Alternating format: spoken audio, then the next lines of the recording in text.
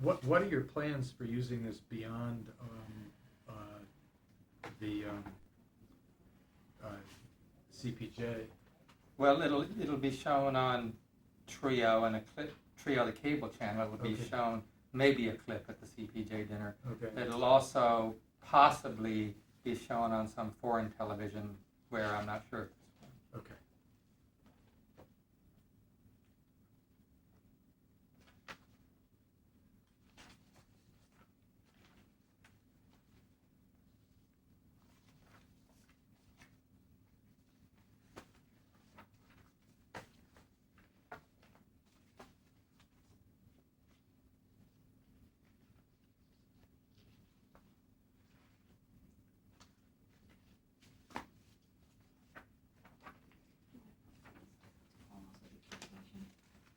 Okay. Now this, we just took a picture of the Wall Street Journal mastheaded front page. So we just need your permission to use that in the show.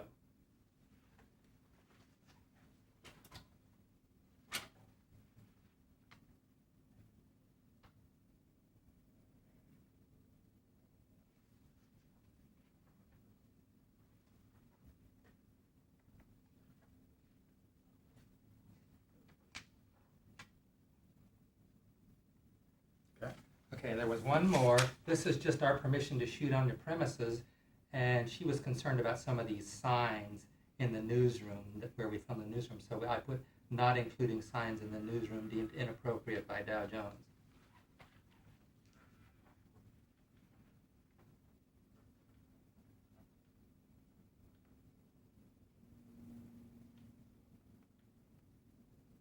And this just is a description of what we're doing. She wanted to have. Okay, I think we can.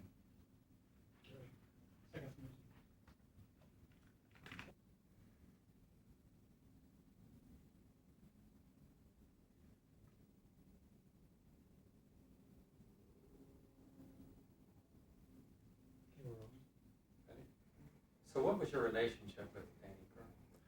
Well, for most of his time at the Journal, I was managing editor of the Journal, and so I guess you could say I was his boss, although he didn't act like he was very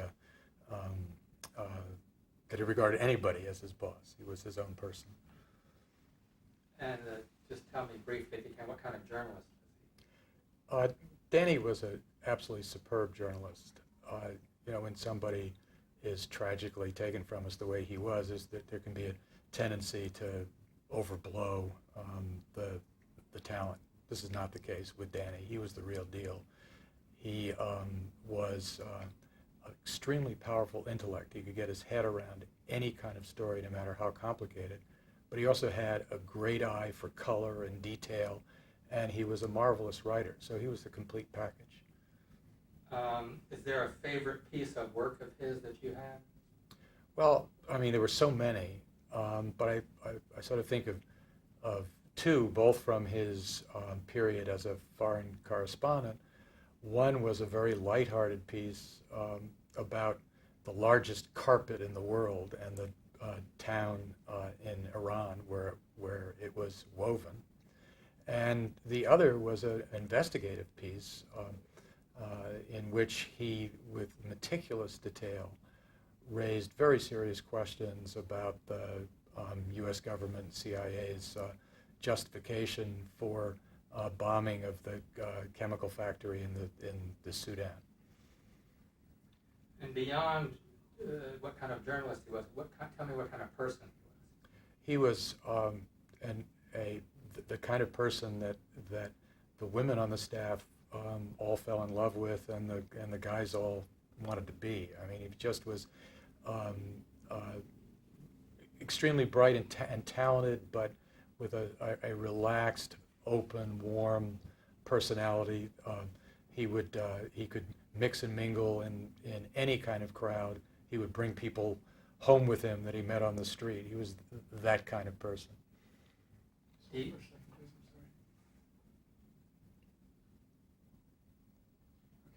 you have a favorite story about him? Oh, golly. Uh, I mean, my favorite personal story was one time when he was working in the Washington Bureau, and uh, I was down in Washington. I had a number of things on my agenda, but one of them was to try to persuade him to either change his beat or stay in the beat a while longer. I can't remember which it was. But anyway, I had this logical set of reasons why he should do this. And in the end of the conversation, he had completely tied me in knots. And the logic had been turned completely inside out. And we were ending up doing what he wanted to do, not what I wanted to do. Now, how did you find out about his disappearance? I got a phone call from one of my colleagues. I think it was John Bussey, who was then the foreign editor, but I'm not sure of that. Just saying that he hadn't checked in, and this was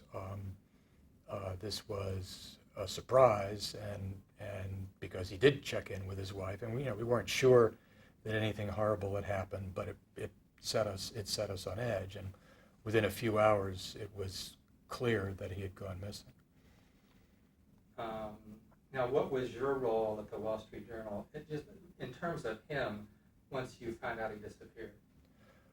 Well, I guess the most active thing that I tried to do was to communicate to his captors and anyone who might influence them that their purposes would be best served by releasing him and not harming him.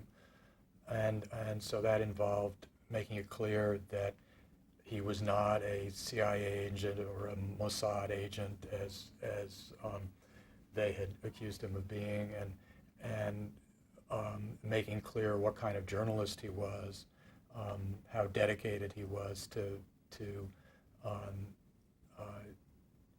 communicating truth about the world, regardless of its political implications, and how sympathetic he was to Islam and the people in it. Obviously, that effort failed. How did you, by what means did you try to communicate this? By any means available: television, radio, the web,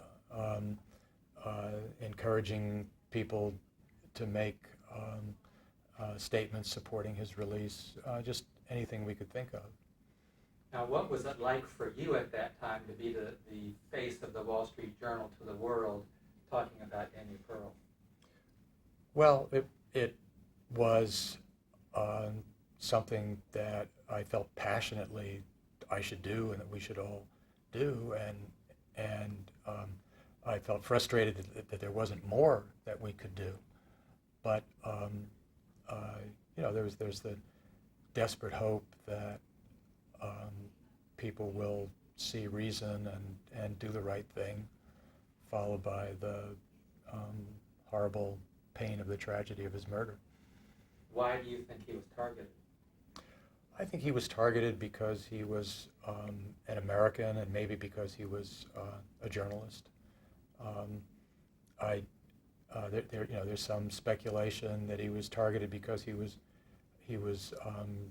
Jewish. I'm not sure that's right, because his captors didn't raise the Jewish issue until their second communication. Now, how did you find out he was dead? Who told you that? I was at LaGuardia Airport, New York, on my way to Washington, and received a phone call from one of my colleagues saying that there was very persuasive evidence that he was dead. That must have been a terrible shock for you. It wasn't a shock, because this had been going on for a while, but it was terribly painful, and one thinks of all the things that we or others might have done to prevent that from happening, and all those things race through your mind. But you know, I mean, it just is one of those terrible tragedies of man's inhumanity to man that we seem to be seeing more of these days. 2 more questions. Do you have any thoughts on the people who did this? My only thought is that I hope that they are brought to justice and that justice is served. And can you speak at all to what you think might be Danny Pearl's legacy? Sure. You know, I think that the people who killed Danny had among their motives clearly propaganda in mind. They sought to sow terror, to make people afraid, to create division in the world, and to intimidate journalism. And I think the result has been the exact opposite. Danny's name has become synonymous with the best that journalism can be, synonymous with a desire to create ties between people of different backgrounds rather than to drive them apart. And also, I think he has served as a beacon for attracting bright, dedicated young people into the field of journalism. So the results, I think, have been the exact opposite. Is there anything that I haven't asked you that you want to add to this? I think your list has been very good. You got anything? That's great. Okay, that's it. Thanks. That was pretty fast, wasn't it? It was excellent. Let's Thank get you. your microphone. Microphone? Yep. Okay. And the tape. And the tape, yes. Thank you very much. Thanks a lot. Thank you, Paul. We appreciate Thanks. it. Be careful. Thank you. Okay, thank you.